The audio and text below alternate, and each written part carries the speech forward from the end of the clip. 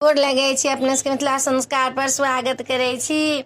शिवराइत नजदीक आबि गेल। शिव और शंकर के विवाह। बिना शिव के शक्ति नहीं है, बिना शक्ति के शिव नहीं। 21 तारीख के शिवरात्रि। शिवराइत के बड महत्व है। शिवराइत नहीं किछ करै छी तऽ कम से कम दुनू टाइम के व्रत कऽ लिअ।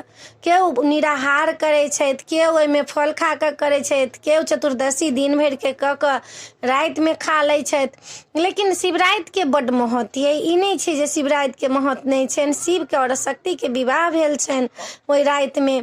कतेक तपस्या केने छथिन माता पार्वती, शक्ति स्वरूपा मैया। कते तपस्या कऽ कऽ शंकर जी के प्राप्ति केलखिन आ तखन ओही राति में विवाह हुनकर होइया। ई नहीं जे एरो गरो नथु खेरो छै, से बात नहीं है। हुनकर विवाह होइया, माता शक्ति स्वरूपा के विवाह होइया ओहि राति में।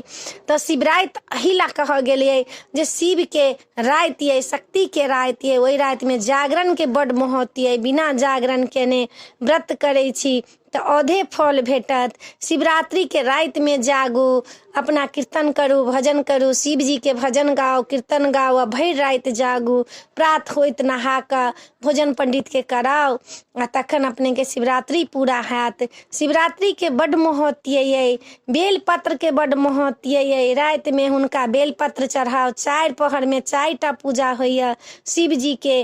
पहिल 10 बजे होइया, 10 बजे के बाद में 12 बजे, 12 बजे के बाद में 3 बजे, 2 बजे, 2 बजे के बाद 4 बजे पूजा भऽ कऽ हुनकर अंत भऽ जाइया।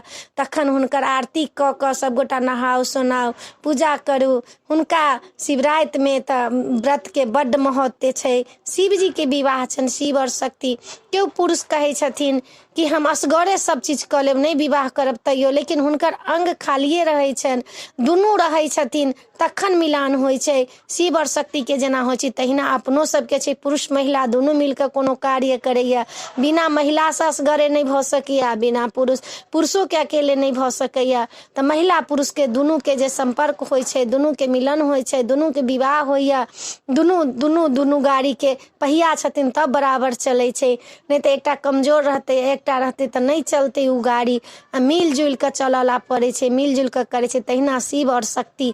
शिव छथिन तऽ अहाँ शक्ति छथिन, शक्ति छथिन तऽ अहाँ शिव छथिन। हुनकर विवाह छनि 21 तारीख के शिवराइत ये। अपने सबके ई नीक लागत हमर कहल बात तऽ संस्कार मिथिला संस्कार चैनल के सब्सक्राइब करऽ नहीं बिसरबै। जरूर सब्सक्राइब करबै आ कहबै जरूर जे नीक लागल कि नहीं नीक लागल। नीक लागत तऽ सेहो कहबै, नहीं नीक लागत तऽ सेहो कहबै। हमरा जरूर कहबै, बिसरबै नहीं यौ।